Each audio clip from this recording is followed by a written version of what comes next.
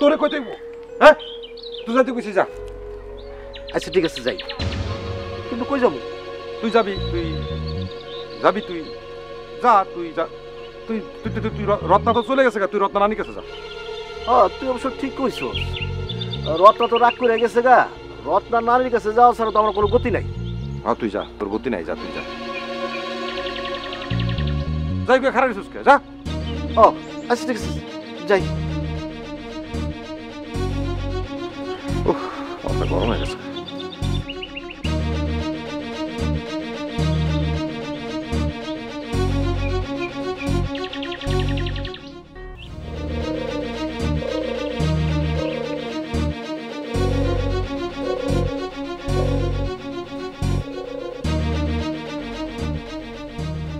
আরে ভাই আপনি?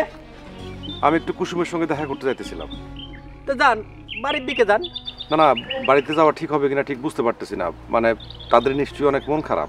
হ তা তো একটু হবেই, মানে আমারও আসলে অনেক মন খারাপ, মানে সকাল থেকে ঘুম আসতেছে না, মানে কেমন যেন লাগতেছে, মানে সবার তো মন খারাপ হওয়া স্বাভাবিক। আচ্ছা তুমি আমার জন্য একটা কাজ করতে পারবা? কি কাজ ভাই? কুসুমরে একটু ডাইকা আনবা। আপনি যান। না না, বাড়িতে যাওয়া ঠিক হবে কিনা আমি ঠিক বুঝতে পারতেছি না, তাদের নিশ্চয়ই খুব মন খারাপ, মানে নতুন শ্বশুর বাড়ি তো, এই অবস্থায় আমার যাওয়া ঠিক হবে কিনা কুসুমরে একটু জিজ্ঞাসা করে নিলে খুব ভালো হইতো। তুমি একটু কুসুম। আপনি? এই আপা আপনার সাথে দেখা করতে চাইছি। এই আপনি যান।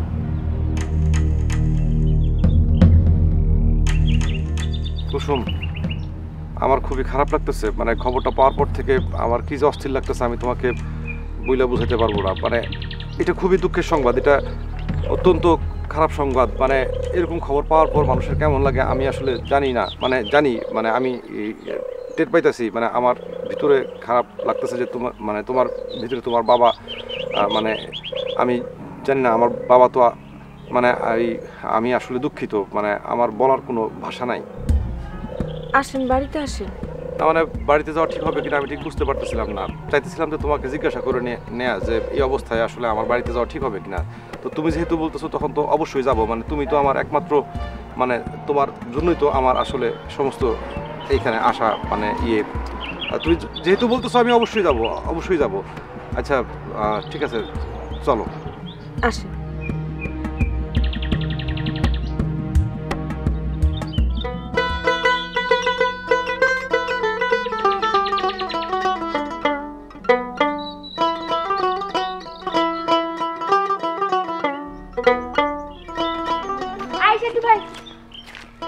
কি ব্যাপার সেন্টু ভাই, তুমি মনে হয় কুসুম আপাদের বাড়িতে গেছিলা? কি অবস্থা? অবস্থা তো ছিল এতক্ষণ একরকম রে, এখন আরেক রকম মনে হচ্ছে। আরেক রকম মানে? না কুসুম আপার হবু জামাইক দেখলাম, কথাবার্তা কিরকম জানি ঠেকতেছে, বুঝেছিস? কিরকম ঠেকতেছে? না যা শুনেছিলাম যে হাফ মেন্টাল, আমার তো তাই মনে হচ্ছে, পাগল। কি কও? আরে হ্যাঁ তুই একবার চিন্তা করে দেখ, কুসুম আপার আব্বা মরে গেছে, সে বাড়ির সামনে এসে দাঁড়ায় উকি বুকি পারতেছিল, বাড়ি ঢুকবো কি ঢুকবো না, ঢুকবো কি ঢুকবো না, এটা কোনো কথা? সে তো লজ্জা পাচ্ছিল রে। আচ্ছা এখানে খারাপের কি আছে? একটা মানুষ জীবনে প্রথমবার তার শ্বশুর বাড়িতে আসছে, সে তো লজ্জা পাইতেই পারে। তাই বলে হবু শ্বশুর মরে গেছে সেই বাড়ি ঢুকতে শর্মাবে? আমার মনে হয় আসলে ওর মাথায় পাগল, সিট আছে, মেন্টাল। এই দেখো সেন্টু ভাই, তোমাদের এই কথার জন্য আবার কুসুম আপার বিয়েটা না ভেঙে যায়। এমনি চাচা মরে যাওয়াতে আমি টেনশনে আছি। তুই টেনশনে আছিস?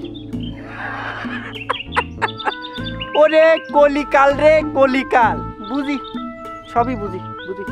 কি বুঝছো? শোন তাহলে তোকে একটা ঘটনা কই, সত্য ঘটনা অবলম্বনে। একটা কৃপণ লোক ছিল বুঝছিস, ওই কৃপণ লোক একটা ব্যক্তি খুট করে একদিন রক্ত দিল, সবাই তো তার প্রশংসায় পঞ্চমুখ। ওরে বাপ রে, এই সারা কৃপণ মানুষের উপকার করে। তখন মূল ঘটনা কি হয়েছে জানিস? কৃপণ লোক তো সবাক করছে, আরে শোনো ওকে আমি বাঁচাবো কিসের জন্য, উপকার করবো কিসের জন্য, ওর কাছে আমি 100 টাকা পাই, এই জন্য রক্ত দিছি। ওই শালা মরে গেলে তো আমি টাকাটা পাবো না, বুঝেছিস বিষয়টা?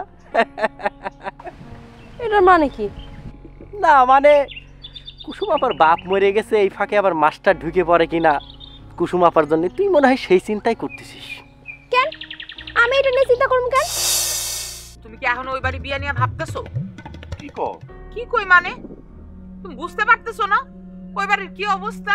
এখন যদি ওই ফ্যামিলিতে বিয়া দাও তাহলে পুরা ফ্যামিলি সুদ্দা সোলে মানে টানতে উঠবে। গ্রামে যে এত কিছু ঘটে গেছে, একটা বার তো ফোনও দাস নাই। আজকে কমু ভাবছিলাম, কিন্তু তুমি তো আইসাই পড়লা। আর কুসুমের যে বিয়া ঠিক হয়েছে সেটা কি বিয়ার পরের দিন বলতি?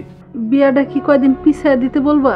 পিছিয়ে দিয়েও তো লাভ নাই, কয়দিন পরেই বা তুমি এত টাকা কই পাইবা?